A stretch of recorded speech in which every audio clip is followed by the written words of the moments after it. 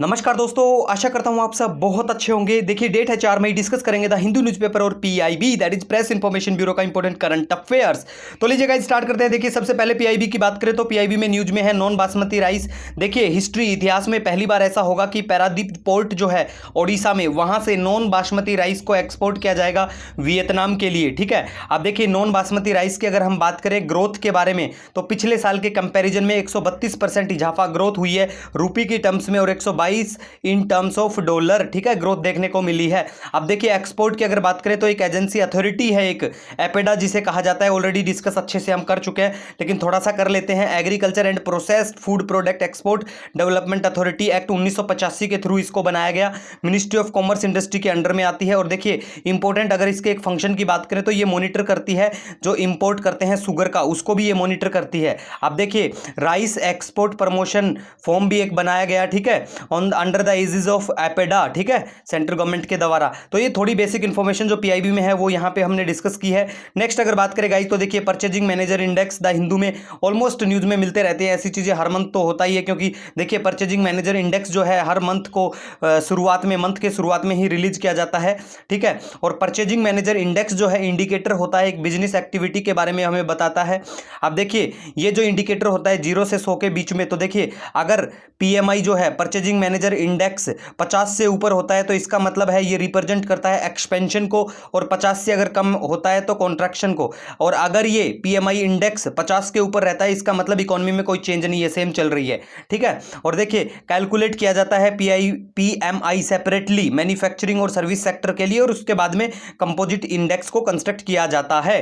ठीक है guys, next अगर बात करें गाइज तो देखिए UNHCR that United nation high commissioner on refugee के बारे में है। तो ये भी द हिंदू में न्यूज में है और ऑलमोस्ट रहता ही है न्यूज में। तो देखिए इसको स्टैब्लिश किया था 1950, जब 1950 में मास डिस्प्लेसमेंट हुआ था बहुत ज़्यादा सेकेंड वर्ल्ड वॉर की वजह से। और देखिए यूएनएचसीआर को 2 बार नोबेल पीस प्राइज भी मिल चुका है 1954 और 81 में। अब देखिए यूएनएचसीआर का अगर चीफ लीगल डॉक्यूमेंट की बात करें जो गवर्न करता है इसके वर्क को, वो है 1951 का रिफ्यूजी कन्वेंशन। अब देखिए 1951 का जो रिफ्यूजी कन्वेंशन है भारत उसका सिग्नेटरी नहीं है, और एक दूसरा है 1967 का एक प्रोटोकॉल है रिफ्यूजी से रिलेटेड, भारत उसका भी सिग्नेटरी नहीं है। अब देखिए यूएनएचसीआर की बात करें तो ये पेरेंट ऑर्गेनाइजेशन है। ठीक है, पेरेंट ऑर्गेनाइजेशन किसका? यूनाइटेड नेशन जनरल असेंबली का। यूएनएचसीआर क्या करता है, एक अवार्ड भी देता है, नानसेन रिफ्यूजी अवार्ड हर साल दिया जाता है। जो देखिए रिफ्यूजी के बारे में, रिफ्यूजी के प्रोटेक्शन के बारे में अच्छे से कोई काम करता है तो उनको ये अवार्ड दिया जाता है। नेक्स्ट अगर गाइज बात करें तो देखिए sorry guys, federation of Indian export organisation the Hindu में न्यूज में था। तो देखिए इसे 1965 में सेटअप किया गया। एपेक्स बॉडी है एक्सपोर्ट प्रमोशन काउंसिल का। ठीक है, ये प्रोवाइड करती है interface between international trading communities and, ठीक है, सेंट्रल स्टेट गवर्नमेंट के बीच में, और दूसरा जो हमारे एक्सपोर्ट प्रमोशन या एक्सपोर्ट जो फाइनेंशियल इंस्टीट्यूशन जो एक्सपोर्ट से रिलेटेड काम करते हैं उनके बीच में इंटरफेस क्रिएट करता है। अब देखिए एक निर्यात मित्रा ऐप है जो एक्सपोर्ट इंपोर्ट से रिलेटेड इंफॉर्मेशन, कितना क्या जीएसटी क्या कुछ लगा उनके बारे में सारा डाटा रखता है। निर्यात मित्रा मोबाइल ऐप कॉमर्स मिनिस्ट्री के अंडर में आता है। तो ये ऐसी चीज़ें आप बिल्कुल याद रखिए। दूसरा देखिए जो हमने यहाँ पे इंक्लूड नहीं की, जो ज़्यादा काम की नहीं है, जैसे कि तंजानिया के डिप्लोमेट की डेथ हो गई है कोविड की वजह से, जिनका नाम है मोसेस बिटुस मलूला। ठीक है, तो किसी वनडे एग्जाम में पूछा जा सकता है क्योंकि ये पहले फॉरेन डिप्लोमेट है जिनकी कोविड की वजह से हमारे देश में यहाँ डेथ हुई है।